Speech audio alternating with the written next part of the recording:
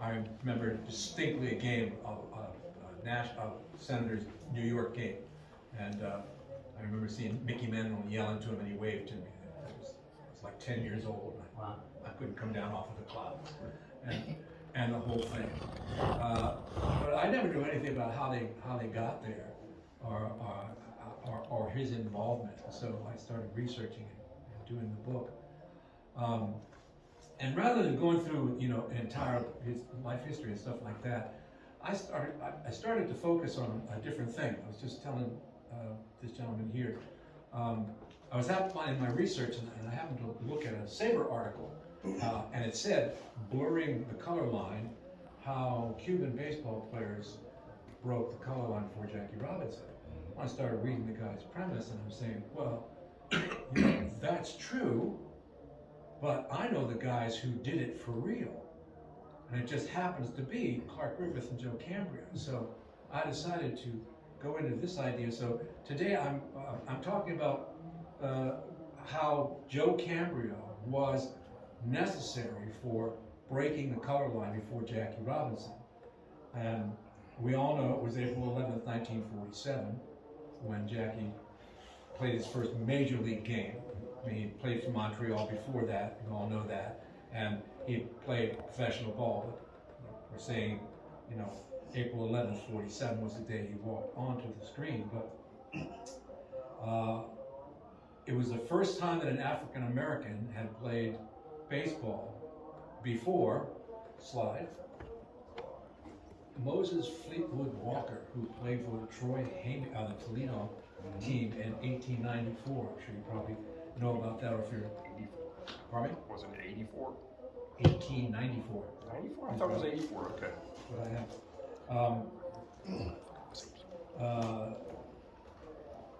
He was a catcher. Yeah. He was a catcher. 1884, because the color line was established in 1887 when the American League denied the Pythians of Philadelphia admission, and then they just said to get away from anything that was political whatsoever, we're not going to admit black teams whatsoever. And so that's when the color line, or the gentleman's agreement, was sadly. Did he, real quick, didn't Fleet Walker also catch barehanded? Yes, he did. Yeah. Wasn't Welday the catcher? Welday was his brother, was also Weldy. a catcher. But I thought he was a catcher. Were they both? They were both. They were both on the team, but Weldy didn't last. Yeah, but I thought Welday was the catcher. I don't think Moses was. So, the color line was breached in 1947, but wasn't really. Because as we all know, inventions such as the telephone and the telegraph were all patented before they were made original here in the United States of America. And Jackie Robinson trod in the footsteps of many tan-skinned Latin players, mostly Cubans, who performed in the Major League Baseball well before Jackie set foot on Edwards Field. Slide. Esteban Belan, I believe, is considered by historians to be the first Cuban-born player to play American baseball when he debuted with the Troy Haymakers somewhere around 1870. The two most famous Cubans, slide, were Rafael Almeida and Armando Marsans. Marsans was actually the interpreter for Almeida, and Clark Griffith actually found Marsans to be more important than Almeida. Almeida wasn't as good. Cincinnati Reds secretary Frank Bancroft was so impressed by the two men during an exhibition series in Cuba, where they were integral in a 4-out-of-5 series win against the Cincinnati Reds in 1908, that he urged manager Clark Griffith, at the time, who was managing Cincinnati, to sign these two guys. And so he signed them to the Reds in 1911, and but not without controversy. Since the inception of professional baseball's unofficial color barrier in the late 1880s, organizations were loath to test the boundaries. Almeida and Marsans were most definitely of tan complexion. As you can see, he was rather dark. called swarthy at the time. That's the term in the newspapers in Cincinnati. The Reds organization went to great lengths to assure the press and the public that they were in no way of Negro blood. In order to, this is important, in order to whiten the players, and you were talking with me about this, the team expounded upon their Spanish heritage by telling the Cincinnati press they were two of the purest bar of Castilian soap ever floated to these shores.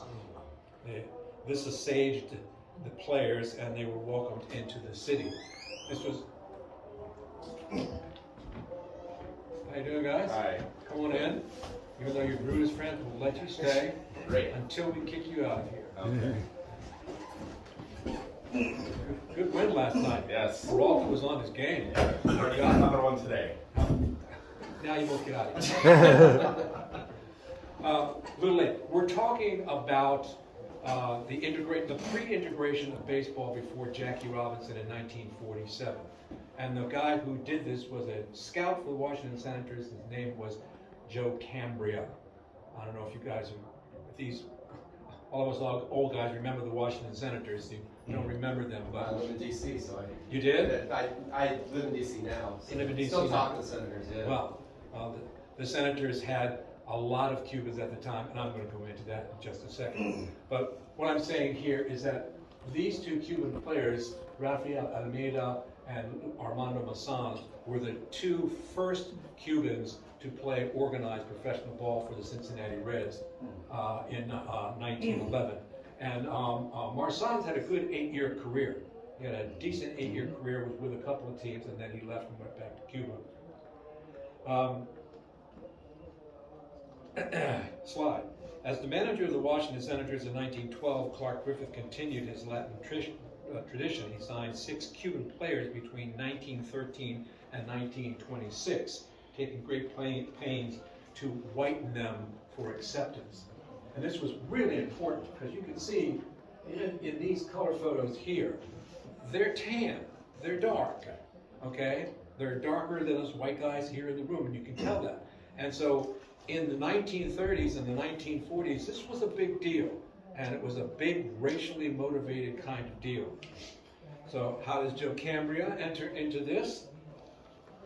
I'll give you a little bit of background on Joe, because if you want to know his whole story, you're going to have to buy the book. Sorry. Joe Cambria emigrated to America with his father and 2 brothers during the Great Italian Migration of the late 19th century. Settling in the Roxbury area of Massachusetts, Joe grew up loving all things baseball.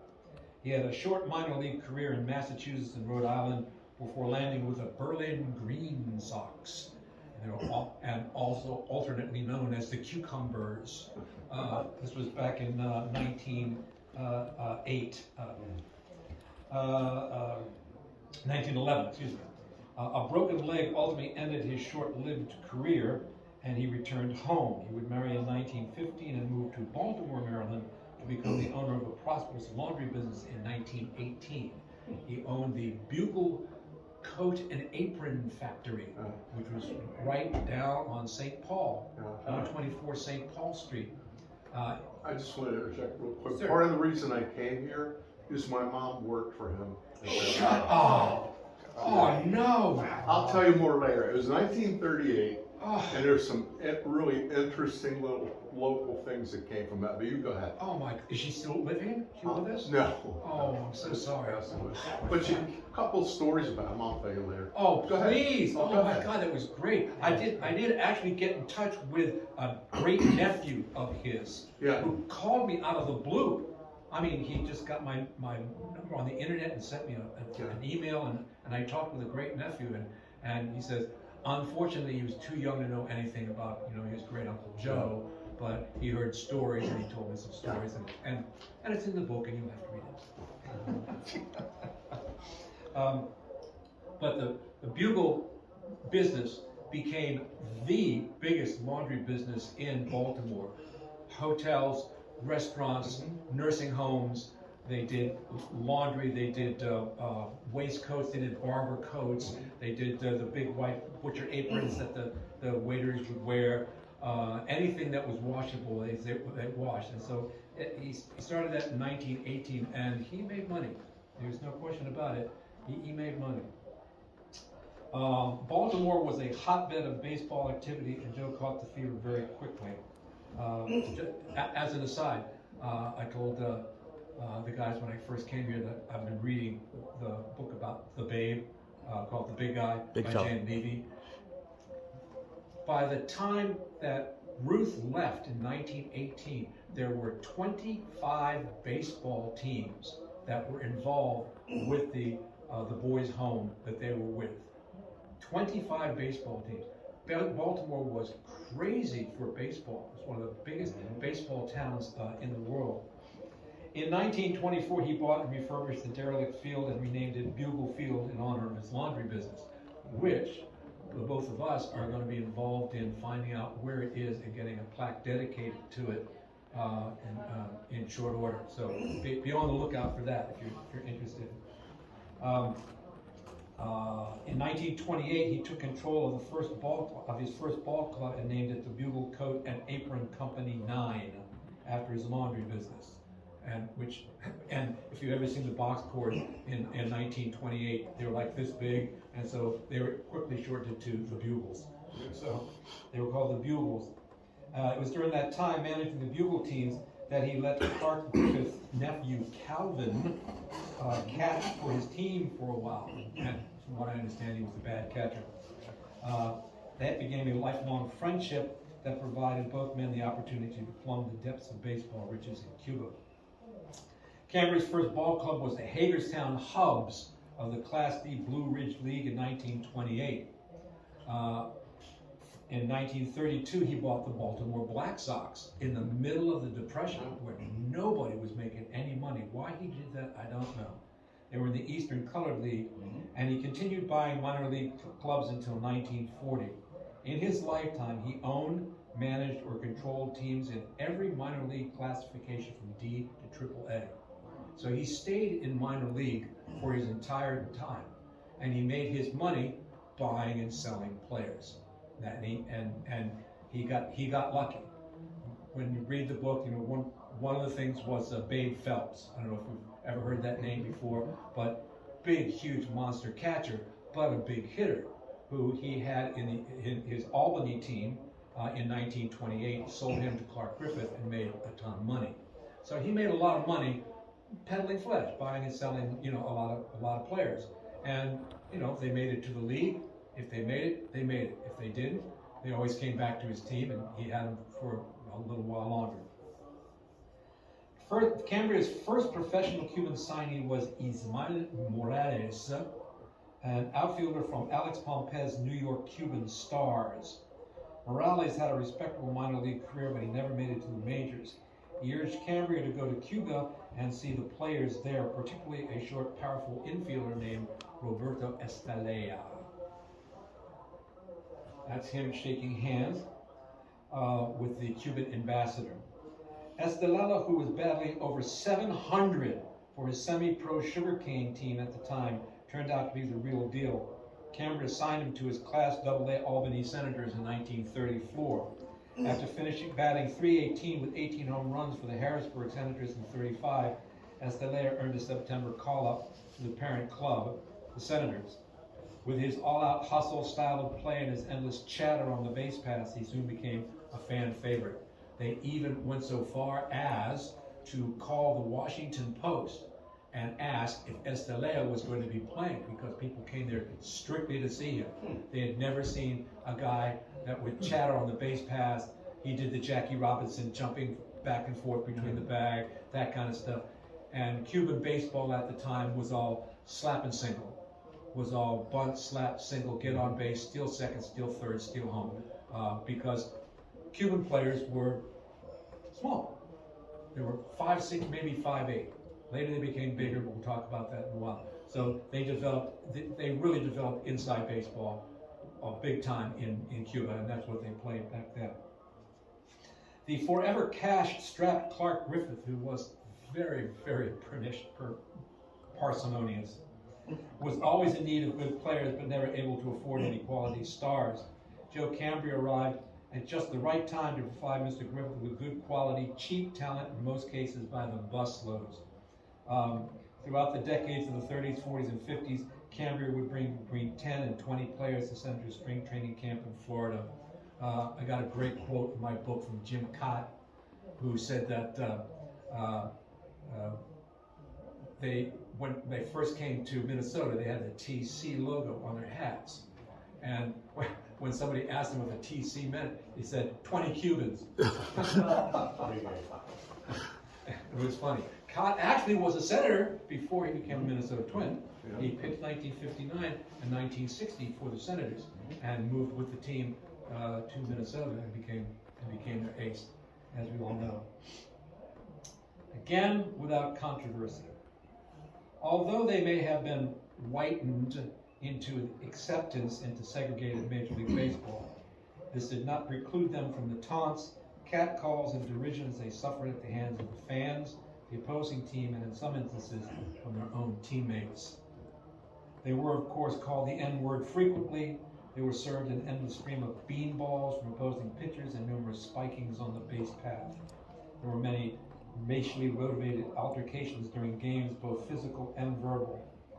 But for the most part, however, the Cubans remained complacent and jocular, accepting these reactions at the price to pay for Major League Baseball, playing baseball.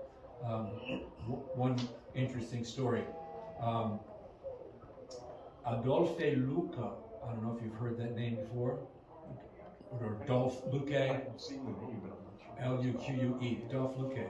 He's a pitcher for the Giants, and he pitched against the Senators in 1933, where they lost to the Giants. Well, during that season, of course, he was called the N-word. They were riding him. They were going crazy all over there, and this is in the book, so this is for free. He had had enough of it in the middle of the game, and he put his glove down on the mound, and he charged right into the dugout, picked up a bat, and smacked Casey Stengel right in the mouth. Unfortunately, it wasn't Stengel who was riding him, it was the guy next to him. But he didn't see him. But Stengel got smacked right in the face by Adolphe Luque. Luque didn't take any shit, okay? Yeah. He was not going to put up with the catcalls. He was a good pitcher. He had a solid major league career. And if you look him up on your phone, you find out that he was one of the best Cuban players of the 1930 vintage era. Slide. Joby Cambria became most important to Mr. Griffith and the Senators during the years of World War II, almost single-handedly saving the team from extinction. The Senators seemed to suffer the most attrition during the war years, losing 13 of their top players to the draft between 1942 and 45. They lost Farrell, they lost Chase, they lost Eddie Yost. They lost so many players, top of their first-string players. Cambria was able to provide more than adequate replacements with the Cuban contingent, so much so that in 1943 and in 45, mark your calendars, you won't believe this, they actually finished in the first division for the first time in almost 20 years. After 1945, never again did they ever make it to the first division. They were cellar dwellers for the rest of their lives. The Cuban players provided good play and fan entertainment. However, there just was not enough pop in their bats to provide runs. Even with his myriad Cuban players and some excellent American hitters, the Senators languished in the league's cellar throughout the 40s and the entire 50s, never finishing higher than 5th place. The Senators would finally desegregate in 1954. Excuse me. This is Alejandro Carasel, who was the first. Did I skip something? He was the first Venezuelan player to play for the Senators. And this is Estelea Carasel and Roberto Ortiz. Now, take a look at this. That's Roberto Ortiz, who was actually 6 foot tall, which was amazing for a Cuban at that time period. And Ortiz was a monstrously huge hitter. He was a very, very good hitter throughout the 30s and the 40s. Unfortunately, during 1944, which you'll read in my book, when the the Pascal, not Camilo Pascual, that's my next book, the Pascal brothers started the illegal Mexican League. A lot of American players jumped, and that's a great book, by the way, if you want to read that. Ortiz jumped to the Mexican League for a couple of years to play down there, and then realized that it was really, really bad, and then he came back home to the Senators. But he was important, Ortiz was important to the Senators during the 40s because he did give big bat to the Senators during the war years. Is that Chico? I'm sorry? Is that Chico Carrascal? No, That's a different no, one. Alejandro Carrascal, Chico Carrascal was after him. I do not believe that there is a relationship between the two. Yeah, I just heard of him. Yeah. White Sox and Orioles. Chico was a shortstop. Yeah. If memory serves. Yes, he was.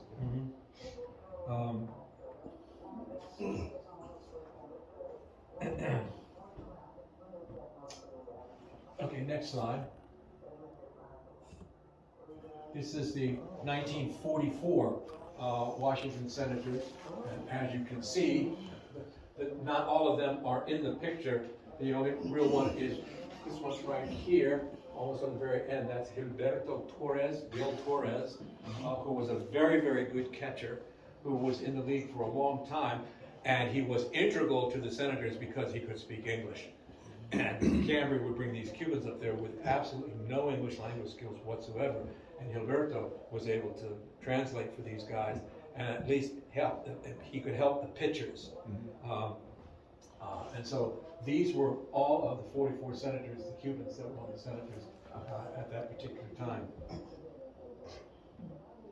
And like I said, what was crazy was in 1943, they had 5 Cubans on the team, and they managed to get into second place. In 1944, they had 10 Cubans on the team, 8th place. 1945, Griffith said, this is crazy, we can't have this many people, so there's only 3 or 4 players that were on the team, and they wound up almost tied for first place. Last day, the year they lost to Detroit, and they were in second place. But that was, like I said, 1945 was the last time that they made it to the first division. And that picture is thanks very much to George Case. I don't know if you remember George Case, the great base stealer for the Washington Senators. He was the base stealing champ for 6 seasons in a row. And he actually stole more bases than Ty Cobb, which was crazy. The Senators would finally, slide, they would finally desegregate in 1954 with the emergence of Carlos Paula as the first Afro-Cuban player to play on the team. Paula was a big, monstrous hitter who had a strike zone as big as this room, unfortunately. And not only that, he had a habit of watching birds fly while he was trying to watch the baseball. I talked with Whitey Herzog, and who had played with Paula for a year.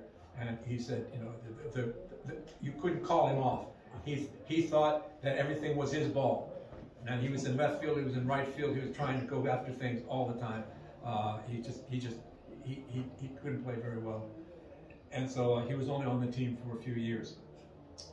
Trivia question for all you guys who ever go to bars or anything like that. Who was the first African American player to play for the Washington Senators? Anybody? There's beer in it. Moses Fleetwood. No. You weren't here, but that was 1884. He tried.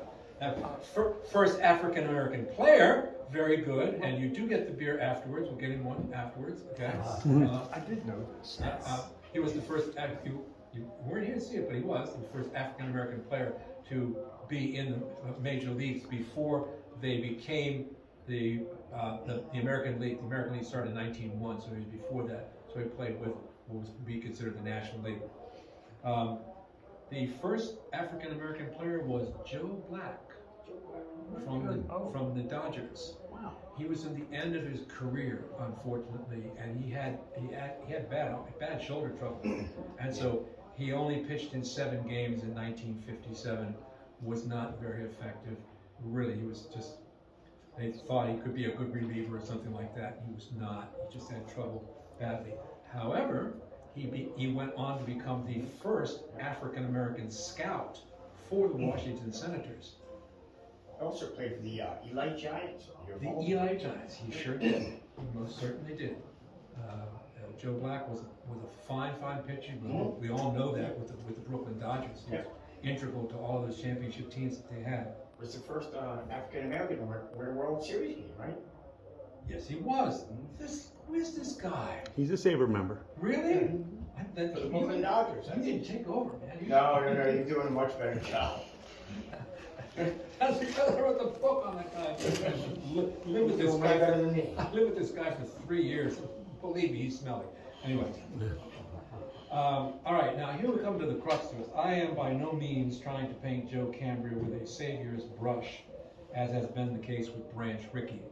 I don't know if any of you guys have done any reading on Branch Rickey, but okay, he was no saint. No. Okay, he was no saint. He did a lot of bad things. We'll talk about it later. Cambria was a businessman at heart. He was trying to make a buck. The parsimonious cowboy Clark Griffith was forever trying to save a buck. So they were made for each other. Cambria, that's what he was trying to do. Cambria took advantage of the oppressing poverty in Cuba to sign many of his players for as little as $1,000 a year. $1,000 a year for 6 months worth of work. Okay? However, those guys were working in the sugarcane fields for $20 a month. So you dangle a contract in front of these guys for $1,000, $1,500 for a year, when most of the guys are making $3,000, $4,000, maybe as much as $5,000. This is the 30s and 40s, where money actually was money back then. And these guys thought that they were kings. They were princes, making $250 a week. They could send money back home and still have, money for rumba records, So they thought they were living the high life. They didn't realize that they were coming really, really cheap. Many of the signees who were working in the sugarcane fields. To play baseball in America for as little as $250 a week was considered a kingly sum at the time. And there's no question about it. It was. After a while, they wised up. And we'll talk about that in just a minute. Cambria used desk contracts. Has anyone ever heard that term before? All right. A desk contract is simply you sign a blank piece of paper, blank contract. It says you're going to play baseball for line, and you're going to be paid the sum of line, and you're going to play from line until line, and these guys would just sign their name. They didn't know anything about it. Right? Well, really illegal, but it was the practice of the time. Then they would take the contract, fold it up, and put it in a desk. If they made it good on his Albany team, okay, then he got signed to Washington. So Cambria would go back in, fill the lines in, and make up the numbers as he went along. And then he could go to Washington, and his salary would increase. He would play Major League Ball, so he would make more than $250 a week, more than $1,500. But Cambria was making money hand over fist by selling these guys with these blank contracts, because he was putting in all the money. He got caught several times. He got called before Commissioner Landis, and he was such a bad bookkeeper. It was just terrible. In the book he talks about he would carry his business around in his pocket. He had a pocket diary, and he kept it in there, and that's how he kept his notes. It was all in there, it was just really bad. That was his bookkeeping. He got hauled before Commissioner Landis so many times that in 1940, Landis banned scouts from owning major league teams. He said it was a major conflict of interest. He no longer could have teams at all, and so Cambria had to give up his interests in all the major league teams. However, knowing how smart he was, he hired his brother John to become the president of the ball club, and he would be the general manager, the manager, the bat boy, whatever. He'd still be in control. His brother John, who knew nothing about baseball, would be the figurehead of the club. He'd still be running the thing. Then after a while, by the mid-40s, he gave a lot of that up and became just purely a scout. He was responsible for the loss of the player's professional status. Now this is really important. Cambria did something which was bad. In Cuba, they had the Cuban professional leagues. And I'm sure are you familiar with them at all? Right? They had Almendares, they had the Scorpions, they had the Elefantes, and they had a professional league. And they played, and they made good money in Cuba. If a Cuban player was taken from Cuba and they played 2 years in organized American baseball, they lost their eligibility in Cuba. If they did not make it into the major leagues, they couldn't go back to Cuba and play professional ball on their old teams. They couldn't get the salary. They were actually forced to play in American minor league teams, okay, in order to make a buck. They couldn't go back to Cuba. They were not considered amateur anymore. They were professional players. And the Cuban teams were supposedly amateur leagues, but they weren't. Cuban leagues were as professional as any of the major leagues. In the late 40s and 1950s, in particular, the Giants and the Dodgers and the Pirates were all down there in Cuba, and they would send their guys down there. Sal Maglie, Don Newcomb, Roy Campanella, all those guys played in the Cuban League. So Don Houck, tons and tons of little players played Cuban League baseball and really learned how to play fast baseball down there before they came up to the major leagues and became big major leaguers because they played Cuban ball for a long time. So the Cuban ball is not bad. But Cambria, by doing this, has ruined a lot of careers. He sometimes lacked empathy with Cuban players' assimilation to American life. It was pretty bad. In the case of Estelea in particular, he was put on a train with a note pinned to his coat and it said, "Delivered to Albany." Okay? And kind people would put him on the right train and get him to the Albany Senators in 1934 so that he could find out what was going on. Cambria would have somebody write down ham and eggs on a card, and they would carry it with them. And so when they were going to eat something, they'd take out the card, they'd give it to the waitress that said ham and eggs, and he ate ham and eggs for 2 weeks before he learned to eat something else. So, I mean, he didn't take the time to really take care of his guys. I submit that this was not at all racist, just situationally disingenuous. And that's the term that I use for both Cambria and for Clark Griffith. They were not racist people. Clark Griffith was an arch conservative. He was not going to break the color line. He was not going to do anything. He had to see when the Cincinnati Reds installed lights in 1935 that they brought in 3 times as many people in the stands during a night game than they did a day game, that he finally realized, maybe I should put up lights. It wasn't until the green light letter, that I'm sure you guys all know about, when the president said, "I hope there can be more night games so that the third shift can watch." Then he put up lights in Griffith Stadium, finally. And then he did doubleheaders constantly, and he did day-night doubleheaders, and he beat his kids to death by playing too many doubleheaders. Because he had no money. He had no money. Clark Griffith and Connie Mack were both two of the poorest, most successful, poorest owners that you could possibly have. I mean, Wrigley had a chewing gum fortune and candy fortune. Jacob Rupert had a beer fortune. All these guys had outside fortunes that they could work on, and they had money to bring in and they had money to work with. Griffith basically had to sell his farm in Montana with his brother to get the share, to buy the half interest that he had in the Washington Senators to be there in 1912. So he started from poor, stayed poor.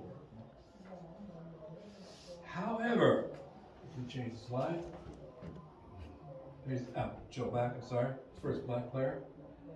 However, as attested to by every Cuban player to whom I spoke, that was Camilo Pascual, Pedro Ramos, Julio Becker, Jose Valdivieso, Charlie Naranjo, Antonio Oliva, all told the same story. Joe Cambria provided them with immense opportunities to play professional baseball in America when other teams would not. And they loved him in Cuba.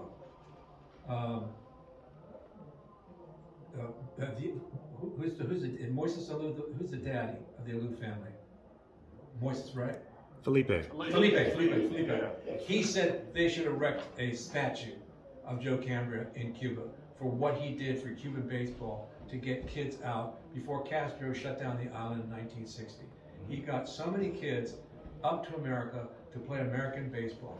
Even at $250 a week, even at $1,500 a year, they got out of Cuba, they got out of the crushing poverty, they were able to make lives for themselves. The opportunity was life-changing for all the players involved, even for those who signed who did not reach the major leagues. It allowed them the means to start a new life outside of the crushing poverty, and after Castro's overthrow of the island, the stifling socialism and communism in 1960. He shut down the island, he shut down baseball. He said baseball is all amateur, nobody's going to make any money. It's all going to be for everybody, the whole 9 yards. And he just destroyed the Cuban leagues, whatsoever. Even though Castro was supposedly scouted by Cambria in 1944 when he was pitching for Havana, the University of Didn't he Havana. have some kind of connection to the Orioles? Who? I heard it, Fidel Castro as a pitcher. That's a myth. That's been around for a long time. That I felt Let's talk about Well, this. even That's that- great shit. Even the story he said might be a myth too. It's great stuff. Cambria never had a card on Fidel Castro. However, when I talked with Camilo Pascual, do you remember? Have you ever heard the name before? Camilo Pascual was the ace pitcher for the Washington Senators from 1954 until they moved to Minnesota, and he became a great pitcher with Minnesota as well. He was there in the 1940s as a young kid, and everybody knew everybody who was playing everywhere in Cuba, especially around Havana. And they knew that Castro pitched, but there's only one record of a Castro ever pitching for a college game that he lost 5-4, okay? Cambria never had a card on him. He constantly used the story. He says, he was a Class B pitcher. He had a good curveball, but he had no fastball. He could only make it to Class B, maybe Class C. I could have signed him. If I had signed him, it would have been different. It's a myth. Could he have seen him play? Yes. Cambria was in Cuba every single year. He saw everything, everywhere where he could possibly find. Could he have seen him play? Yes. Could he have made the adjustment? Yes. Did he actually scout him and bring him to Washington Senators to pitch? No. Did the New York Yankees ever have him come in? No. Did the Giants ever bring him up? No. It's all a myth. But you know the story. When truth becomes myth, print the myth, right? Because it makes better lead. So it became the great what if of America if they had signed, Camilo Pascual to a contract in 1945.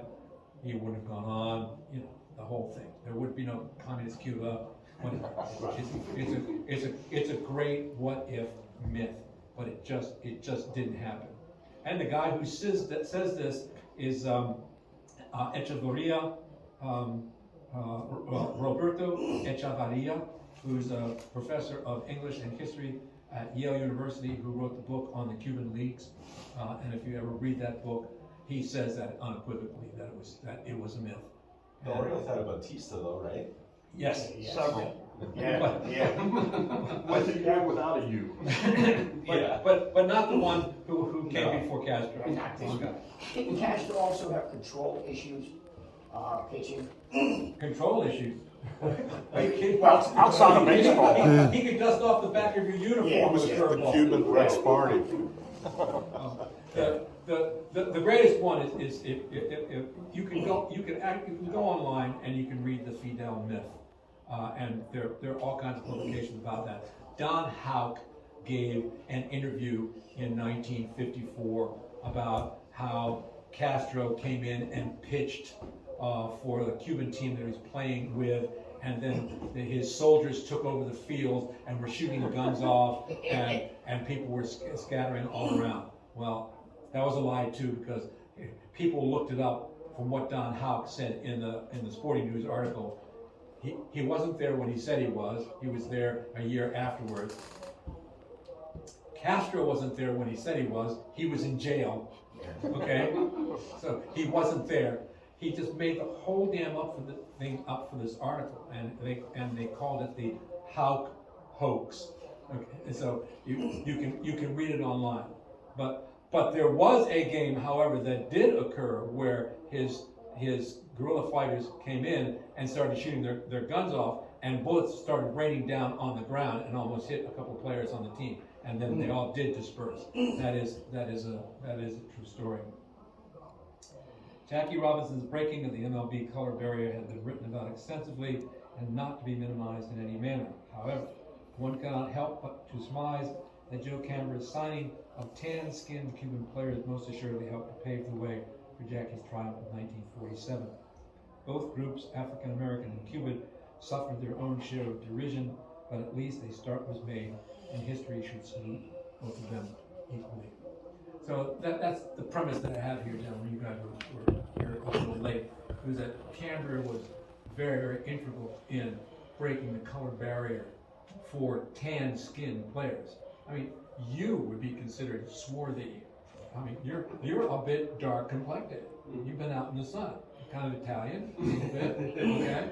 And so you would have suffered the same derision as those guys. If you could see these guys, you could see the differences. The one in the middle is Camilo Pascual. He is the whitest of them all. The one to the third one, that's Carlos Parla. He was black. There's no question about it. Next to him, that's Pascual, Roberto Hooker, Jose Valdivieso is the one to from the third end there, and he was rather light-skinned. But you can see the differences in colors. Just as an aside, more of a racial aside, when I was doing the research for this book, there's a great book that was written there by a professor in Cuba, and it's called Race in Cuba. And it describes how race is delegated in Cuba. And I also read some other things and articles about the different castes of people that are in Cuba. And believe me, everybody in Cuba is black, okay? They're all dark, but there are two different sides. There's two different sides of the color barrier. They call it mulatto and mestizo. Those are the two terms. Mestizo is dark, but of Spanish origin more so. Mulatto is dark, but of African American and mixed race so. Okay? But there's even more colors than that. There are guys in Cuba with red hair. Real quick history, the black slaves revolted in the 17th century in the sugarcane mines in the early 18th century, and so they conscripted, thank you, it's a new tongue and it doesn't work, they conscripted Chinese. So they brought Chinese into Cuba. They started making money. They enjoyed being down there. They stayed, and you wouldn't believe the amount of dark-skinned, Chinese-eyed Cubans that there are down there in Cuba. The mixture of races are absolutely amazing in Cuba. They had been mixed by indigenous Indians that lived on the island before the Spanish came, the Spanish, the black, the Chinese, and then all the rest of the Caribbean basin came in. Venezuela, Dominicans, South American Indians that came to Cuba. We're talking Peruvian Indians from the Andes that came and mixed with the races in there. So Cuba is so mixed race that it's impossible to figure out what lineages there is. But there is a degree of blackness of everyone in Cuba. And that's pretty much what the book Race in Cuba was all about, and that kind of thing. So that's my premise. This is Joe Cambria. So let's have a discussion if you'd like to. If there's any questions that you have about Joe Cambria.